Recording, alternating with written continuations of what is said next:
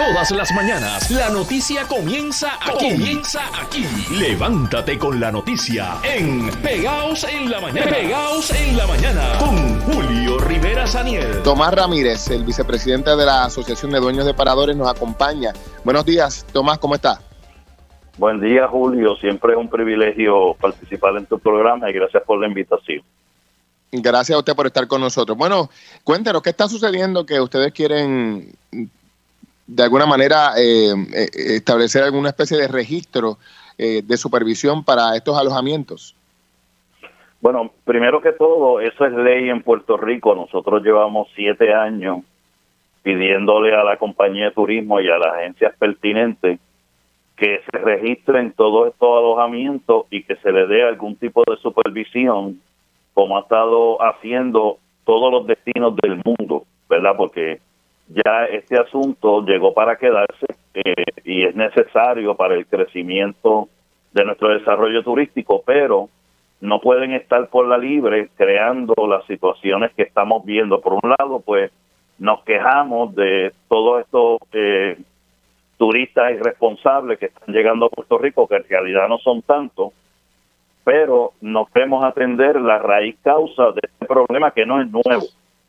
Entonces, Tomás, usted lo que está diciendo es que la ley dice que tiene que haber un registro. Eso es correcto. La ley 272 del 2003 requiere que todo alojamiento a corto plazo esté registrado. El reglamento 8856 de la compañía de turismo establece los requisitos mínimos para todo tipo de alojamiento a corto plazo, llámese glamping, casetas de acampar, un hotel, un resort y un alojamiento independiente como este, ¿verdad? Entonces, si esto está en la ley, ¿qué pasa? ¿Por qué no se está registrando? Porque supongo que su planteamiento es que no se está registrando. Eso es correcto. Tenemos menos del 50% están registrados, pero no se le da seguimiento con referencia al cumplimiento. La realidad es que no hay los recursos asignados pertinentes para manejar esto y se ha ido saliendo de control por la cantidad de hoteles ilegales que ya tenemos en Puerto Rico. Tenemos edificios completos, puedes ir a la calle Sol, puedes ir a la calle Loíza y vas a encontrar edificios completos que son un hotel ilegal sin registrar. Y gracias a Dios que este es un país de ley y orden. Lo tengo que repetir todos los días, pero es que todos los días discutimos alguna instancia en la que hay alguna ley que no se cumple, incluso a veces ni siquiera por parte del Estado. Usted nos está diciendo que en este caso, desde el 2002, hay una ley, 2003-2002, ¿desde qué año? Desde el 2003, estaba desde antes, está desde los 40 o 50, pero se revisó en el 2003 la ley 272 para darle un poco de diente para poder mejorar la colección del impuesto de habitación y que pagaran todas las demás contribuciones, ¿verdad? Aportaciones. Por ejemplo, muchos municipios pues tienen cargo por la basura, lo tienen de cierta manera para los negocios y de cierta manera para los residentes. Son hoteles ilegales de 5, 6, 7, 10 habitaciones y se mantienen como una residencia. Además, durante la pandemia, cuando cerramos las áreas recreativas, cerramos las piscinas, muchos de estos alojamientos mantuvieron sus piscinas y los reportes están ahí, están en la prensa. Claro, entonces era una competencia desleal para ustedes, ¿no? Para quienes sí estaban cumpliendo. Bueno, desleal sí, pero ya a este punto ya pasó a un issue de salud, que es lo que estamos viendo ahora, ¿verdad? Claro, pero aquel que quiere vacacionar como sea, pues si el hotel de Tomás Ramírez no tiene piscina y el otro sí, pues se va para el otro. Eso es correcto, pero verdaderamente el punto es que se hacen fiestas de 20, 30, 40 personas, cuando sabemos que debemos mantener el distanciamiento físico y mantenernos con nuestro grupo familiar inmediato, mientras seguimos implantando el sistema de vacunación. Nosotros, ¿verdad? Pues nos quejamos de todos estos turistas que están llegando, tratamos de echarle la culpa, la responsabilidad a los costos de los pasajes bajos, pero no miramos adentro, que es donde se quedan estas personas. En un hotel, ¿verdad? O un parador, Si una persona no se comporta y no sigue las reglas, se le da la carta hotelera y se saca del hotel. Y eso ha pasado en poquitas ocasiones, pero ha pasado, ¿verdad? Don Tomás, todo eso que usted nos está explicando apunta a que el gobierno tiene una ley que no es capaz de hacer cumplir. Eso es lo que usted nos está diciendo. Eso es parte del problema. O es que no quiere.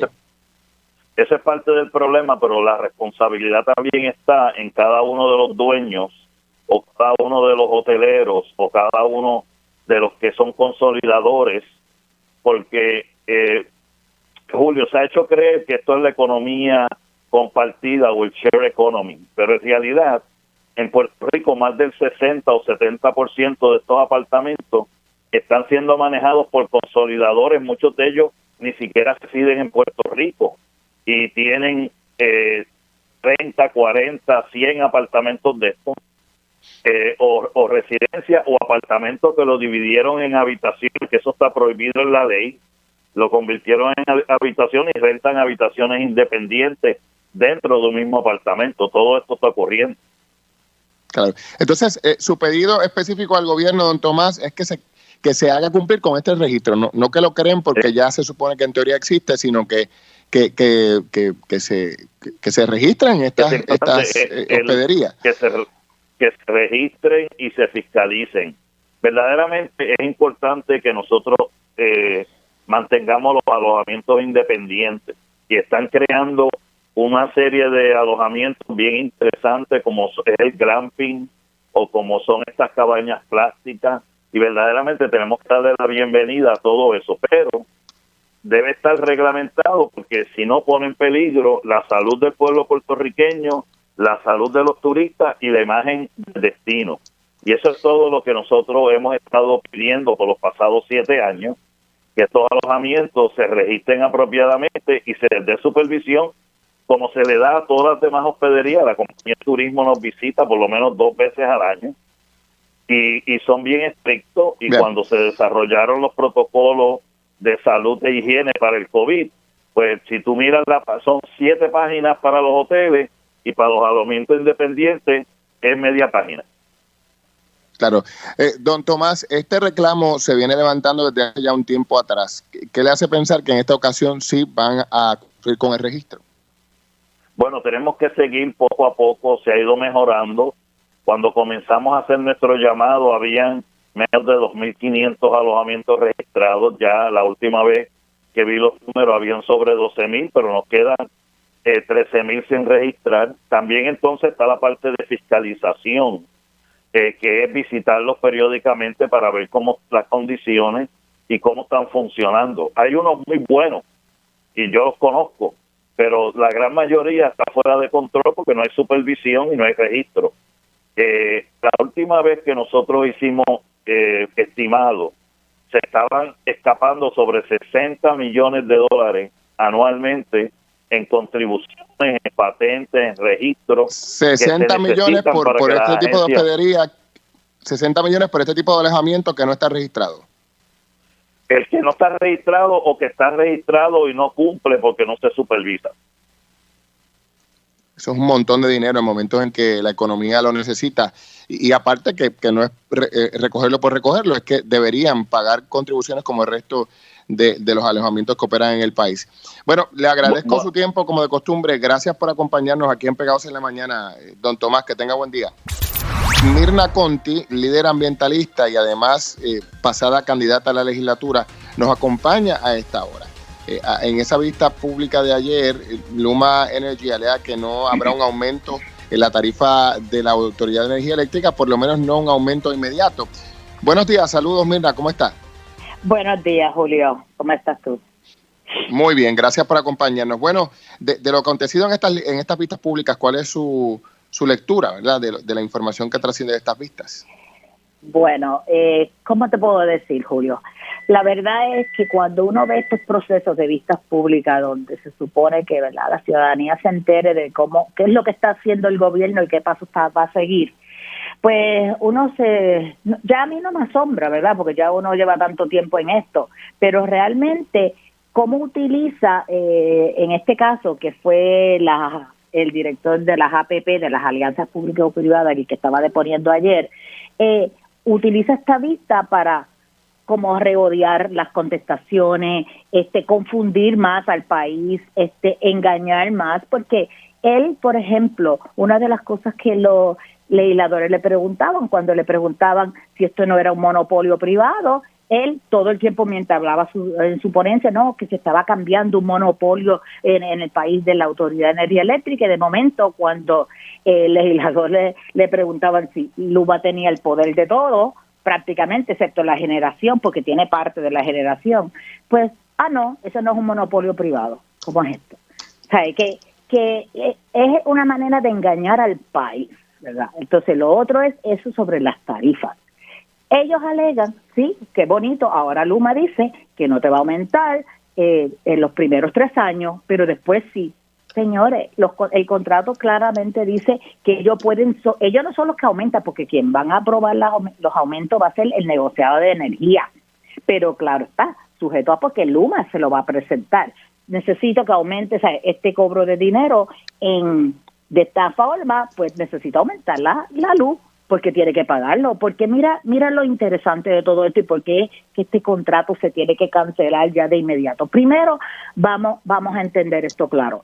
Las alianzas público-privadas fue una ley que se hizo para coger fondos públicos, tanto como fondos privados, para a aumentar la economía del país, ¿verdad? Inversiones.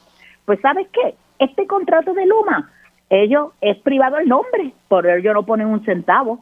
Entonces, ¿dónde está esta forma de tratar de transformar nuestro país, el sistema energético, por lo mismo que tenemos, señores?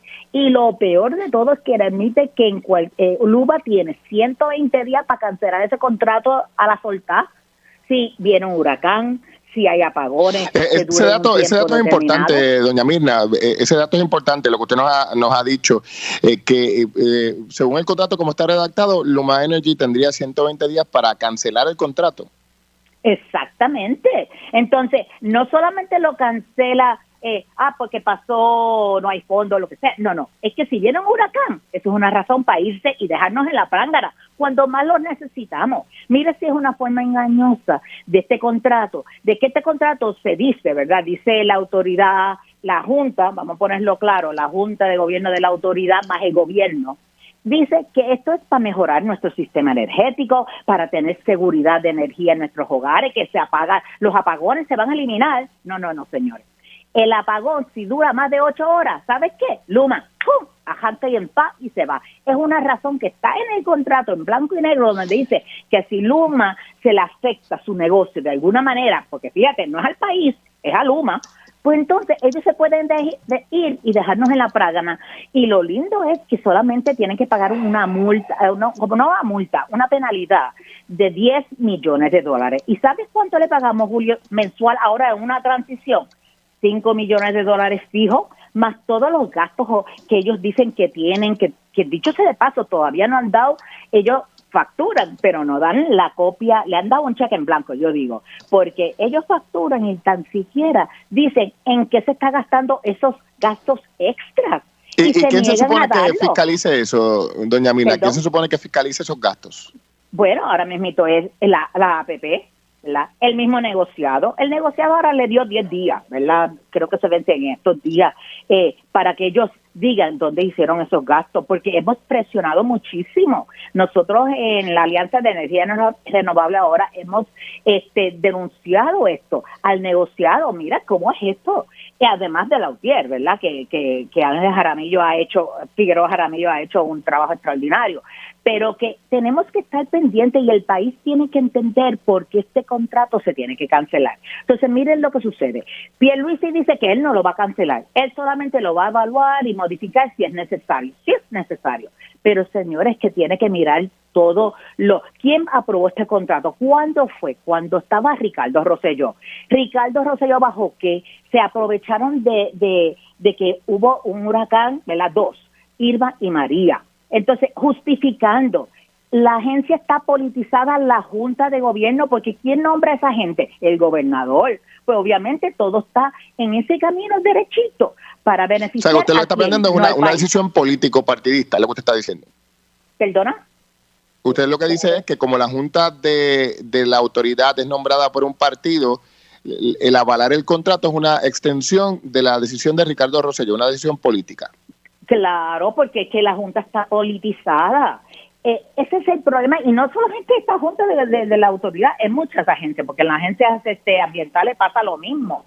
Pero nosotros tenemos que evaluar qué es lo que necesita el país. Nosotros necesitamos realmente una transformación energética donde le demos una calidad de servicio esencial a nuestra gente. ¿Y eso cómo se hace desde el sector público, verdad? Porque parte de lo que se ha estado diciendo, yo creo que parte de la base de la discusión sobre la Autoridad de Energía Eléctrica es como una especie de admisión por parte de la oficialidad de que no se puede hacer nada mejor desde el gobierno, que no hay los recursos, que no se tiene el dinero ni el capital en el gobierno para todo lo que hay que invertir y que por lo tanto se requiere capital privado. Ok, exactamente, eso dice el gobierno, pero ¿sabes qué? Claro, Julio, pero es falso. ¿Perdón? Pero es falsa la afirmación, o sea, e invierto la pregunta, ¿tenemos en el gobierno de Puerto Rico el capital necesario para la inversión que requiere la autoridad?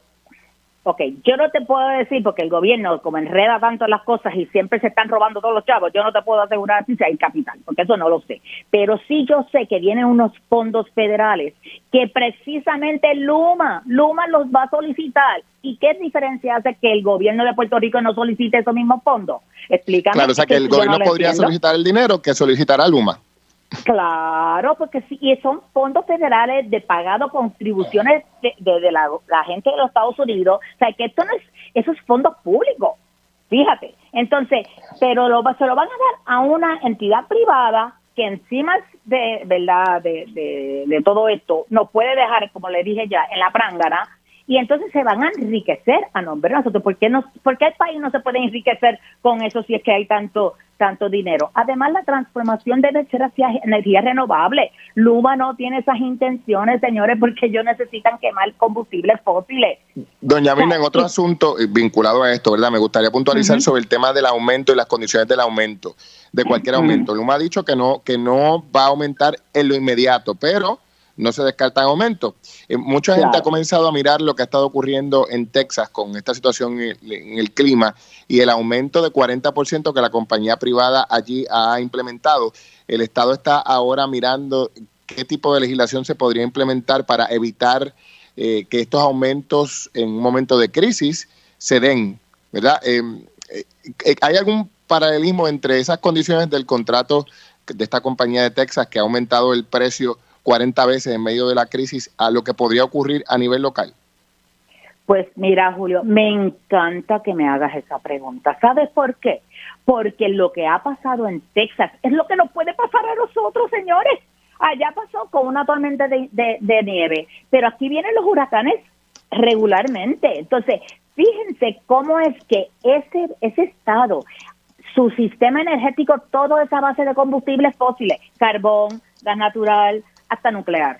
Imagínense, y ahora mismito ha dejado el estado completo sin energía. Y encima de eso, con esa tormenta, ¿verdad? Porque la naturaleza, tú no sabes cuándo va a llegar y cuándo va a pasar. Luma dice que en 3 años ellos no van a aumentar la luz, pero si pasa un huracán este año, ellos cogen, se van y nos dejan y a saber quién va a comprar esto aquí, porque para colmo sería a partir de junio, va a ser privado.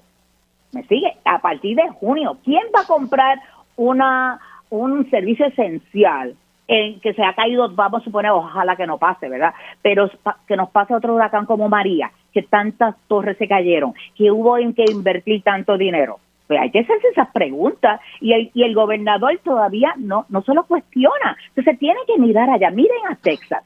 Miren lo que ha hecho Texas. Debemos movernos hacia la energía renovable, señores, sabemos que la forma más adecuada y debemos invertir el dinero adecuadamente. ¿En dónde? En energía solar con placas fotovoltaicas en los techos. Nosotros llevamos años diciendo con la propuesta de Queremos Sol, de que esa es la propuesta que debe seguir. Está bien estructurada con expertos, peritos y una forma tan bien hecha donde se podría comenzar ya. Y mire, ¿sabe qué lo hicieron cuando nosotros presentamos eso en las pistas públicas, tanto cuando se hizo la política pública energética? Estoy segura que está en una gaveta allí en alguna de las oficinas. ¿Y sabes quién era el que estaba presidiendo esas vistas? Larry Selhammer, con Eduardo Bastián. Dime. Bueno, doña Mirna, muchas gracias por su tiempo, gracias por estar con nosotros. Nos acompaña la representante del Movimiento Victoria Ciudadana, Mariana Nogales. Buenos días, representante, ¿cómo está? Sí, buenos días, Juli, a ti y a todas las personas que nos escuchan. Gracias por acompañarnos. Bueno, hablábamos hace un ratito sobre el acuerdo con los acreedores de la Junta y a propósito del proyecto de retiro digno, hay quien anticipa que la Junta de Control Fiscal intervendrá y se opondrá a este proyecto. ¿Qué dice usted sobre esa posibilidad?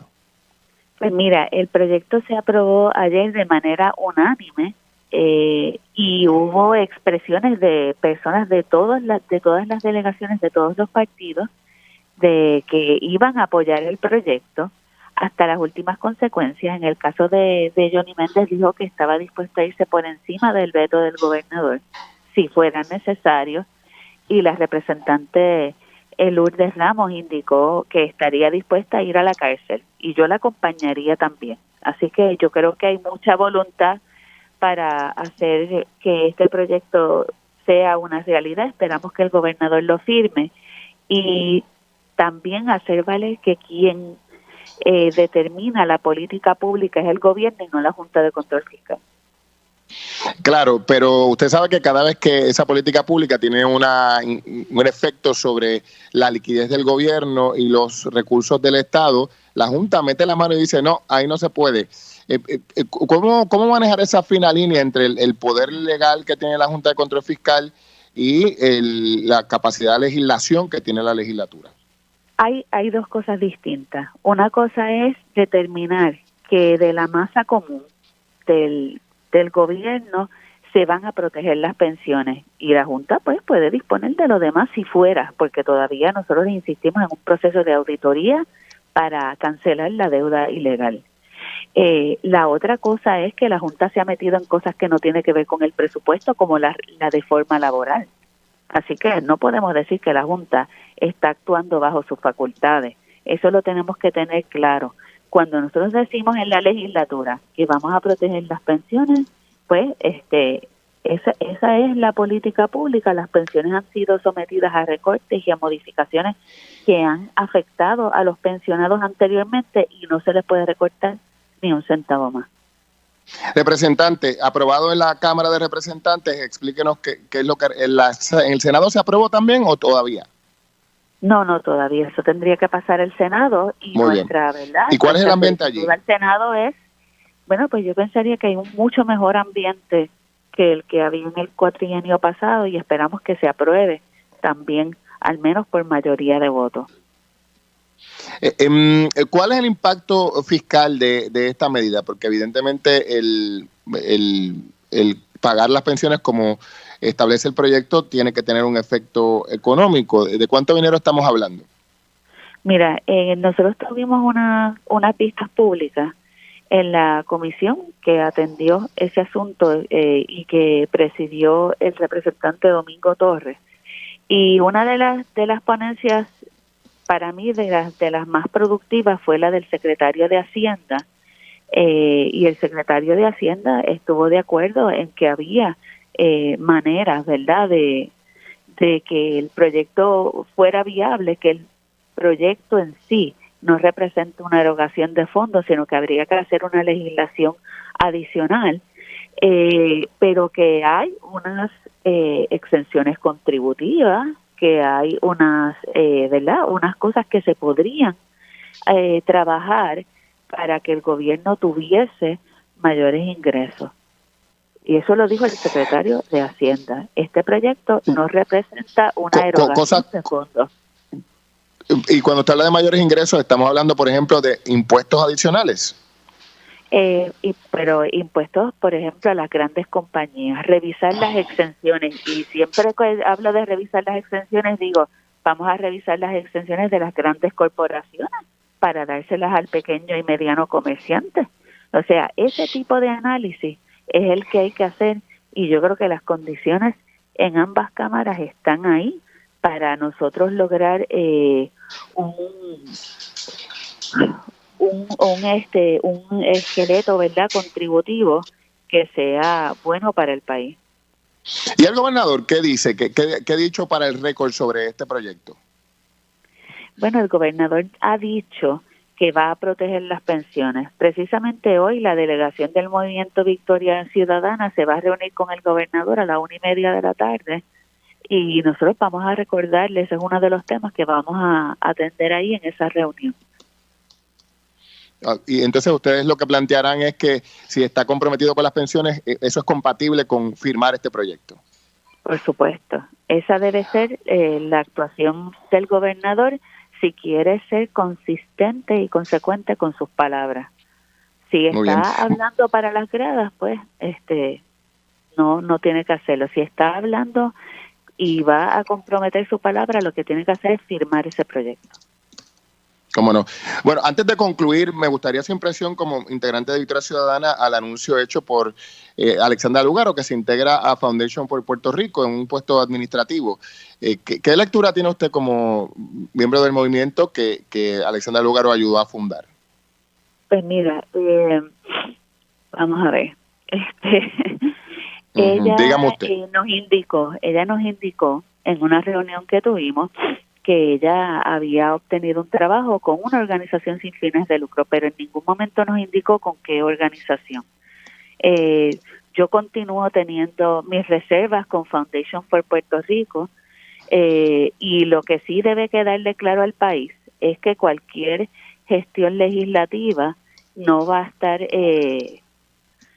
movida ni cambiada por el puesto que esté representando Alexandra Lúgaro en esa organización. Así que vamos a hacer ¿Cuáles son sus reparos con Foundation? El problema con Foundation por Puerto Rico, ¿verdad? Por Puerto Rico, es que es una de esas organizaciones sin fines de lucro que se crean en el contexto del capitalismo de desastre. Ese es mi reparo mayor. Y que, por supuesto, pues entonces ocupa espacios que deberían estar ocupando las organizaciones verdaderamente comunitarias. En ese sentido, ¿a usted le parece que el asumir un contrato con esa organización es consistente con los preceptos que esbozó ella como integrante de Victoria Ciudadana? Sobre eso yo no voy a opinar. Yo le dije, ¿verdad?, cuál es mi postura sobre esa organización, pero esa es la mía, la de Mariana Nogales. ¿Y usted no hubiese aceptado un contrato con esa compañía, con esa organización? Yo no, al igual que no trabajaría con Maconel Valdés y otros espacios.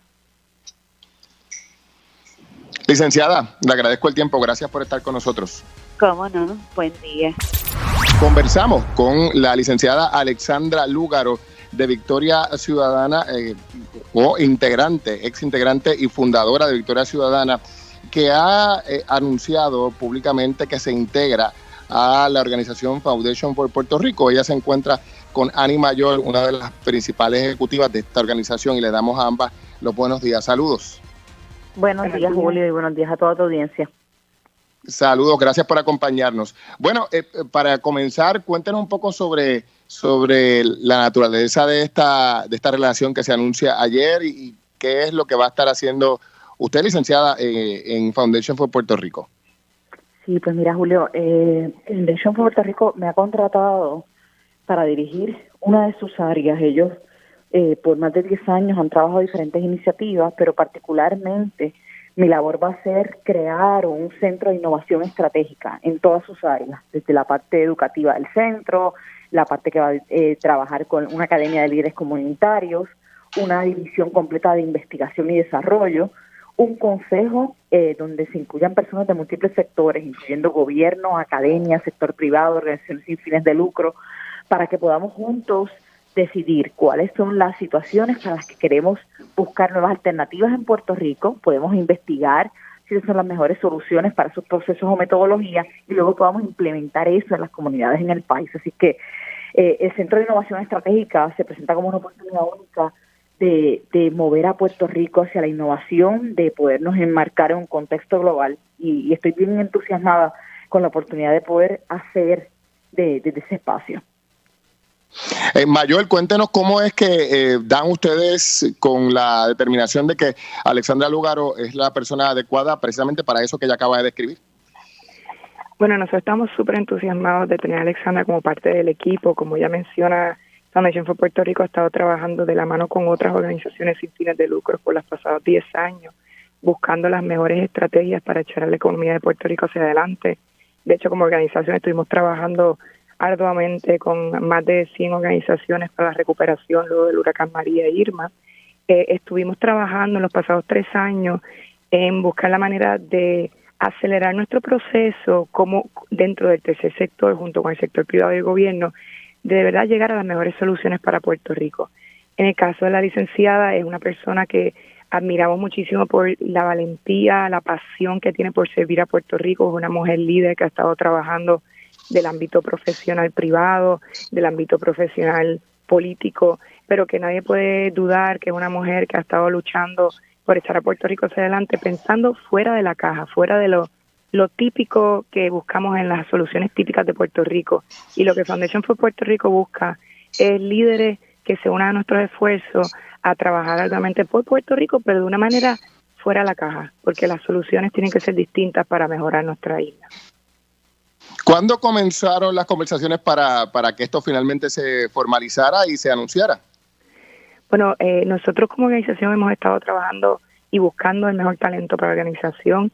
Estuvimos empezando a tener unas conversaciones hace semanas atrás, yo diría que la semana pasada y anteriormente, como parte de la creación del Centro de Innovación Estratégica. Es algo que hemos estado trabajando junto con nuestro fundador y chairman, John Borshow, junto con nuestra junta, junto con nuestros empleados, que son más de 50 empleados que están trabajando a través de toda la isla con las comunidades. Hemos estado hablando como esto es una cosa necesaria para la isla. O sea, que la creación del centro es algo que hemos estado llevando meses desarrollando y colaborando y buscando quién es las personas idóneas para traer el centro. Entendemos que la licenciada Lúgaro es la persona idónea para ser la líder, de trabajar de la mano junto con el resto del equipo. Vamos a estar trayendo otro personal que de por sí ya va a estar colaborando dentro de la organización con ella y talento adicional que va a estar trabajando en la organización. Licenciada, con esta, habiendo asumido esta posición, su trabajo comenzó de inmediato, pregunto, y si es así, ¿cuál es, digamos, este proyecto punta de lanza, esa prioridad que usted pretende desarrollar a la cabeza de esta organización y de esta división de la organización? Bueno, Julio, a pesar de que comencé ayer, como comenzamos a tener conversaciones previas, ya había un camino andado. De forma inmediata comenzaré a trabajar en la creación de ese consejo, lo que sería el Policy and Innovation Council, donde podamos agrupar personas que son clave en la toma de decisiones en el gobierno, personas de la academia que representan múltiples áreas de expertise, personas que representan distintas áreas del sector privado que son importantes en la mesa de decisión, expertos en tanto economistas de desarrollo, expertos en política de innovación, para que estemos en una misma mesa y podamos comenzar a hacer una agenda de prioridades de investigación. ¿Qué áreas de Puerto Rico queremos investigar?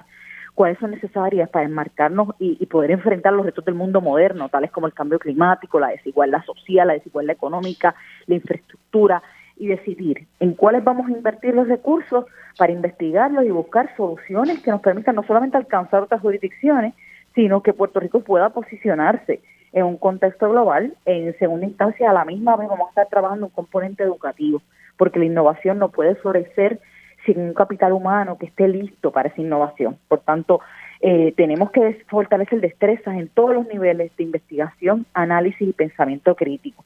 Para eso vamos a estar creando unos currículos, tanto presenciales como virtuales, para que tanto el sector público como privado se puedan beneficiar. Esto es para que cualquier maestro que desee pueda utilizar esto, acceder a estos materiales y complementar sus clases con otros cursos, con expertos en diferentes temas que fortalezcan precisamente esas áreas de pensamiento.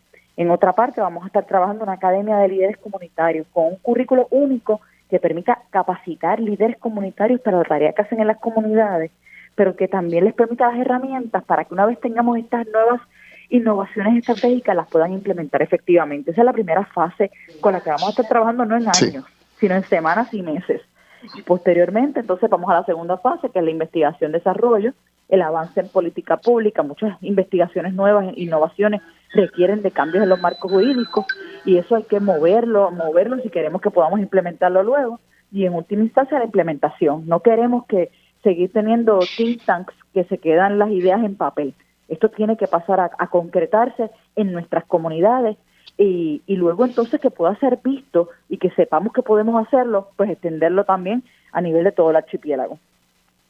Licenciada, esta determinación, este anuncio que se ha hecho público ayer ha tenido reacciones de todo tipo, algunas de ellas viniendo de Victoria Ciudadana, que es el movimiento en el que usted ha militado y usted ayudó a cofundar.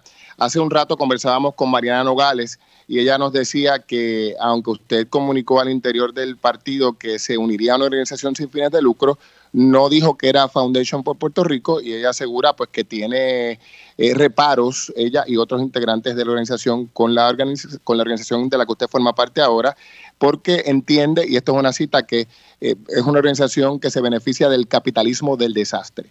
¿Cuál es su reacción?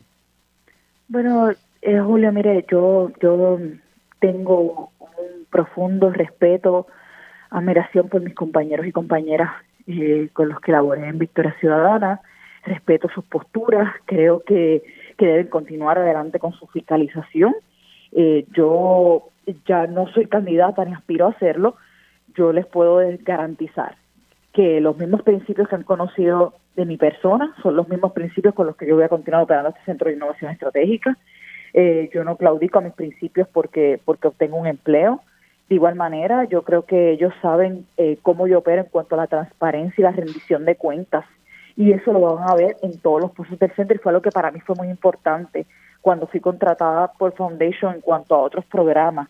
Y dentro de las preguntas que hice en el proceso de aceptar esta contratación, pregunté por múltiples áreas y se me brindaron las respuestas que no solamente se me brindaron, estaban contempladas y están contenidas en la página web. Están todos los contratos que se tienen, son públicos, con las personas que participan de esos contratos en función de que están allí. Los trabajos de la Fundación no se hacen con fondos del gobierno de Puerto Rico, la mayoría son fondos privados que se recaudan y de igual forma pues algunos fondos federales que se administran. En el caso del Centro de Innovación Estratégica, que es la parte que yo voy a estar trabajando, no trabaja con ningún tipo de fondo local o federal, trabaja con fondos que han sido recaudados de forma privada y fondos de grants de diferentes organizaciones que se dedican precisamente a áreas medulares dentro de la innovación estratégica. Y eso es lo que en ese sentido, ¿no le parece inconsistente el aceptar esta posición con los principios esbozados por ese partido que usted ayudó a fundar? Pues mira, Julio, cuando no entra un patrono a trabajar, van a haber muchas áreas y principios de ese patrono que son consistentes con uno y otros que no. Y podría mencionar muchísimos patronos y no lo voy a hacer porque hay miles de trabajadores que están en esos espacios de trabajo que tienen coincidencias con sus patronos, con los aciertos que han tenido sus patronos, con los desaciertos que han tenido.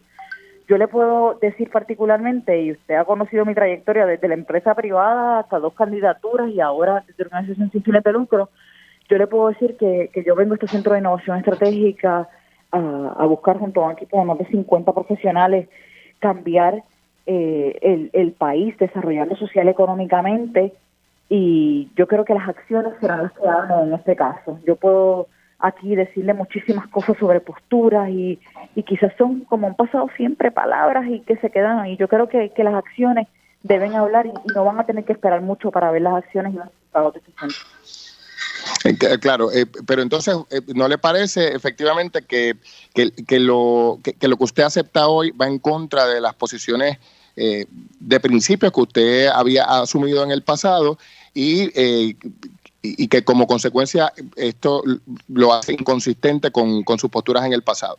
No, yo he aceptado trabajar con una organización sin fines de lucro que fueron al final del día las que echaron el resto luego de los huracanes Irma y María y luego de los terremotos. Fueron las organizaciones sin fines de lucro alrededor de todo el país las que levantaron nuevamente a nuestra gente, y desde esa organización sin fines de lucro he aceptado desarrollar un centro para la investigación, para el desarrollo, para la educación, que son todas áreas que yo he defendido por años.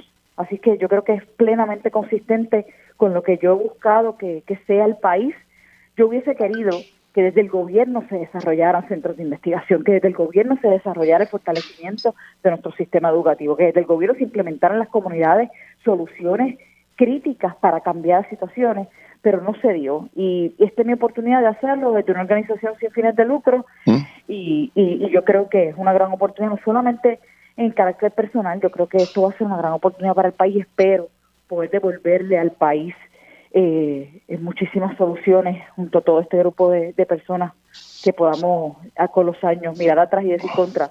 La verdad es que definitivamente esto fue una gran movida para que podamos insertarnos en la corriente global. Lugar, un par de cosas, ya se nos acaba el tiempo, pero a través de las redes sociales ha estado circulando un vídeo de Manuel Natal, su compañero tanto en el partido como de Vida, en el que está criticando la figura de Borshow, vinculándola a Sixto George y planteando que hay problemas de honestidad con esta figura, que es una de las figuras detrás de Foundation. ¿Cuál es su reacción ante esto? Bueno, Manuel siempre ha tenido sus posturas, siempre las tendrá. Nosotros respetamos mutuamente nuestras posturas, yo respeto las de él. Yo creo que en cuanto a las posturas de él, yo honestamente no he visto el video del que me habla, pero en cuanto a las posturas de él, yo creo que se le debe preguntar a él. Lo correcto es que sea él quien hable por sus posturas y no sea yo. ¿Cuánto estaría usted devengando en esta posición? Bueno, como parte de las contrataciones de Foundation, eso es lo que yo he querido, cuando yo llegué, pregunté por la política en cuanto a eso. Ellos no develan los salarios de todos de sus empleados como parte de la fundación. Solamente se develan a aquellos que son sufragados de alguna forma por algún tipo de proyecto federal. En mi caso, que mi salario va a ser totalmente sufragado por fondos privados, pues es parte de ese grupo de comité ejecutivo y de personas que sus salarios no son publicados. Por lo tanto, yo, siguiendo todos los parámetros de la organización, no he estado ni estaré develando lo que estaré cobrando como parte de mis funciones. No va a develarlo. No. ¿Y eso es consistente con esos principios de transparencia que usted planteaba al inicio? Bueno, Julio, yo veo que en todas las corporaciones privadas, las entidades privadas, organizaciones sin fines de lucro que operan con fondos privados, a ninguna en el país se le pide que develen sus salarios, y parte de las prácticas de contratación y reclutamiento consisten precisamente en cómo estas diferentes organizaciones pueden reclutar personal y no tener que develar lo que están pagando. En el caso del uso de fondos públicos, fondos federales, sí, es bien importante, porque es dinero de los constituyentes, y cada constituyente tiene que saber cómo cada uno de esos dólares se utiliza. Y en el caso de todos los proyectos que son sufragados con fondos federales en Foundation, los números están ahí en cuanto a las personas que trabajan para esos proyectos y cuánto devengan cada uno de ellos. Como no, bueno, pues gracias a ambas por estar con nosotros aquí en Pegados en la Mañana. Excelente día y éxito en sus proyectos. Claro que sí. Y luego, cuando empecemos a trabajar y tengamos los resultados, luego también me gustaría que los vean y vean qué es lo que está pasando. Yo creo que va a ser bien interesante el desarrollo de este centro. Gracias. Claro que sí. Buen día. Que tengan buen día. Son las 7:22. Gracias a ambas. A esta hora le damos la bienvenida a Alfredo Martínez, presidente de la Asociación de Constructores de Puerto Rico. Buenos días, don Alfredo. Buenos días, ¿cómo está Julio? Y saludos. Radio Escucha. Gracias por acompañarnos. Bueno, se ha estado hablando muchísimo de fondos que estarían llegando para la etapa de reconstrucción aquí en Puerto Rico, pero también se pregunta uno si hay disponibilidad de mano de obra para todos estos proyectos de construcción. Y esa es la pregunta que le lanzo de entrada, don Alfredo. ¿Hay mano de obra? Pues mira, sí, hay mano de obra, está ahí y obviamente ahí está aquí y creo que nos ayudaría para la reconstrucción de Puerto Rico, sí. La hay. Ahora bien, ayer conversábamos con la gente del sector privado y nos estaban planteando que parte del problema que ven con la llegada de estos fondos de reconstrucción es que muchas de las compañías de construcción locales, por definición, no cualificarían para quedarse con los contratos de reconstrucción y que tendrían que conformarse la mayor parte de estas compañías locales con ser compañías subcontratadas por una compañía estadounidense. ¿Usted coincide en que esa va a ser la realidad de las compañías de construcción locales?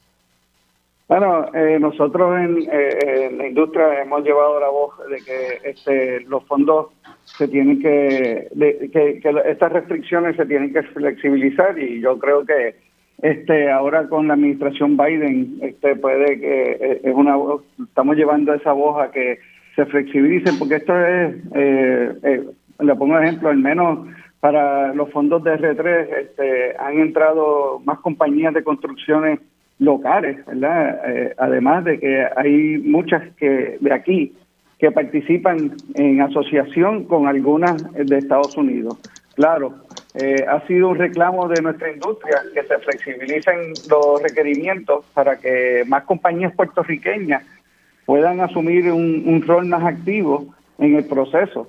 Pero esos requerimientos son de vivienda federal y atienden mucho a la capacidad financiera de las compañías para asumir el costo de operación en lo que llegan los reembolsos. Así que nosotros hemos ido con la voz cantante para que eso se flexibilice y que más, y estamos diciendo, contratar a más compañías puertorriqueñas y que ese dinero se quede aquí.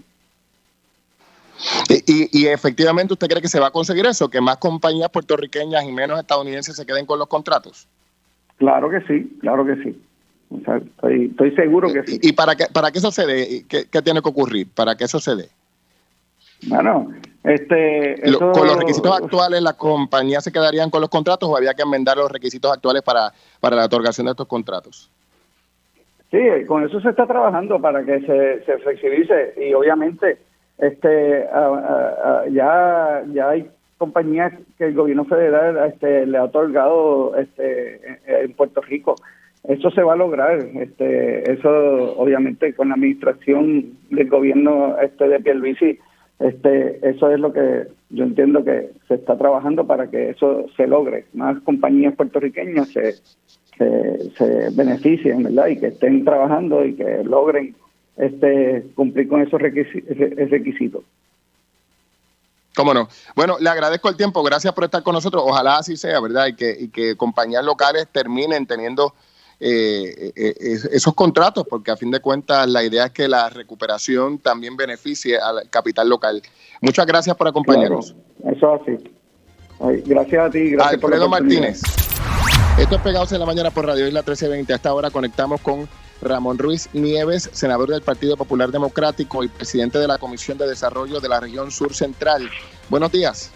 Buenos días a ti, Julio. Gracias por la oportunidad de compartir con la audiencia de Pegados en la Mañana.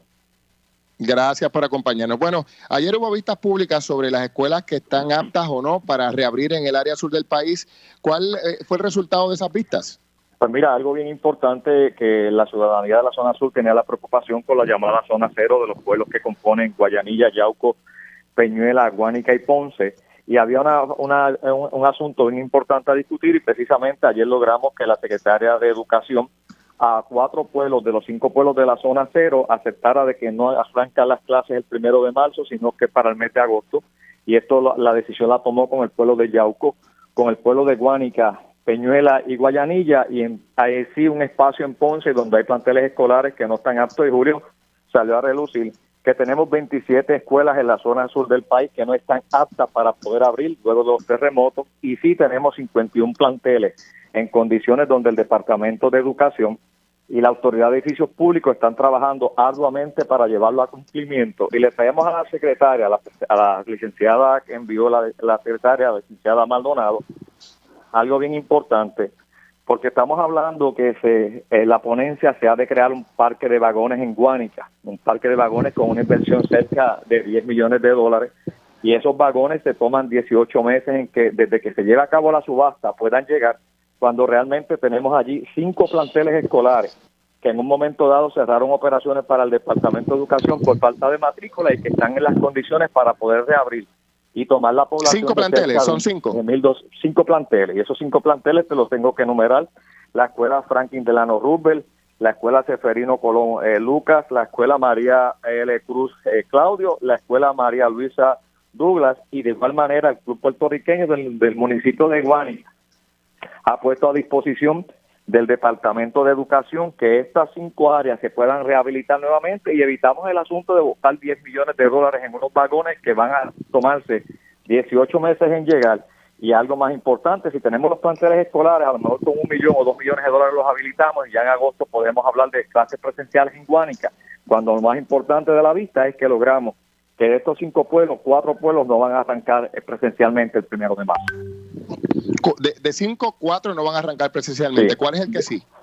Sí, Ponce va a tener clases presenciales prácticamente en 3/4 partes de las escuelas de Ponce, recordando que de las 9 escuelas que tiene la Autoridad de Edificios Públicos en la zona sur del país, 8 en Ponce están en condiciones que se puedan utilizar y una en el pueblo de Guayanilla, la cual es la escuela de Macaná, y recordando que la visita que el señor gobernador hiciera a la zona sur del país el 11 de febrero, visitamos unos planteles donde el propio alcalde de Guayanilla le dijo, oye, gobernador, nosotros tenemos unos planteles aquí que se cerraron operaciones por falta de matrícula, que se pueden habilitar, y te lo tengo que decir, visitamos la escuela Francisco Rodríguez López, la cual está en condiciones de simplemente habilitarla. Por lo tanto, Julio, de los amigos que nos escuchan, no se trata de prisa, se trata de que podamos llevar acorde con lo que lleva el cumplimiento. Sí. Y Julio, el gobernador aprobó la orden ejecutiva 2021-017 y en el 11º por cuanto establece los requisitos a través de lo que estableció el código que presentó el Departamento de Salud, y para cumplir con ello, dentro de él se establece un código adicional, que es el código de los transportistas, que ayer en la vista pública el Departamento de Educación aceptó que ese código todavía se está discutiendo y trabajando, y estamos hablando a 4 días de abrir las clases presenciales. Por lo tanto, se le hizo un llamado que no solamente sea para la zona sur, sino de Puerto Rico, que se evalúe realmente que podamos cumplir para evitar la propagación del COVID. Oiga, entonces, para esas escuelas, esos municipios donde no hay escuelas para comenzar de manera presencial, o que no van a comenzar, debo decir, de manera presencial en la fecha prevista por el gobierno central, ¿hay una fecha para que comiencen clases presenciales? Para el mes de agosto, si se cumple con los requisitos de habilitar los planteles escolares que estuvieron fuera de uso, que cerraron operaciones por falta de matrícula. Y Julio, tengo que levantar bandera por algo bien importante, porque el municipio de Sabana Grande, el Departamento de Educación, tenía 3 contratos referentes a que se pudieran utilizar el Club de Leones y 2 facilidades de los centros comunales. Este contrato se canceló, pero Sabana Grande entra el 1 de marzo en el asunto de las escuelas presenciales, y se le hizo un llamado. Senador, y sobre el tema de las escuelas que fueron cerradas, parte de lo que tanto el pasado secretario como Elba Ponte han estado diciendo, es que esas escuelas están como una especie de limbo, porque no son propiedad del Departamento de Educación, y parecería que serían propiedad o son administradas por Transportación y Obras Públicas, pero como que no había una certeza sobre quién iba a permitir su utilización, quién las iba a habilitar, de quién era la responsabilidad. ¿Se determinó en las vistas cómo es que se van a poder utilizar esas escuelas cerradas? Pues fíjate, Julio, se trajo a colación el asunto de las vistas porque bajo la ley 212, una vez las escuelas dejan de tener utilidad para el Departamento de Educación,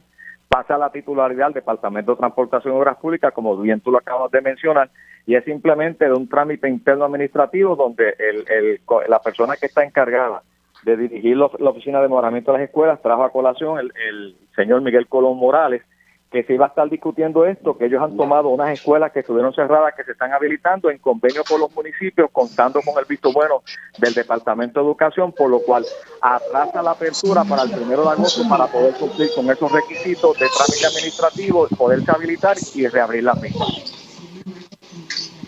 Como no, bueno, le agradezco, senador, gracias por estar con nosotros aquí en Pegados en la Mañana, que tenga buen día.